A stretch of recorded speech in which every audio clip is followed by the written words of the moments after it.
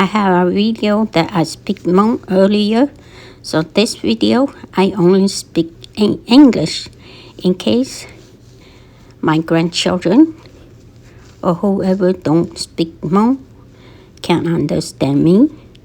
This is the rice that we make, but we cannot buy at the store. We only make it at home. So rice mixed with corn. So this kind of rice, I remember when my mom made it for us to eat when we go work in a rice paddy. We always from home, and we only have certain rice with us. So when the corn's ready, so we harvest the new corn and we mix with the rice. So we have our rice last longer, so we have to work harder on the field, so we don't have to go back home to get more rice. So the new harvest corn, sticky corn, Hmong corn, mixed with the sticky rice. You soak the rice overnight or more than 6 hours, and then you get the corn, you slice it, and then you strain the rice, and then you put the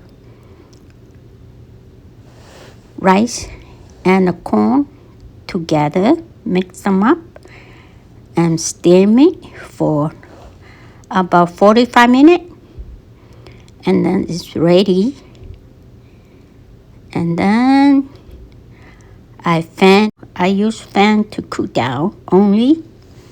So I cook down, and then I put in a plastic bag because it's too sticky. You don't want to use your hand to grab it and eat it. So I put in bag and store away. And then whenever I want to eat, I just take one of the bag and eat. So this is how we make the rice with corn. Mix the corn with the rice, and then steam it, and then eat it. This is something that we eat when we're young, and then now is good time to have it because now is the new corn season. So if you don't have corn, you don't plant yourself, you just go to the store and buy some, and then just do it yourself. So this is how we do.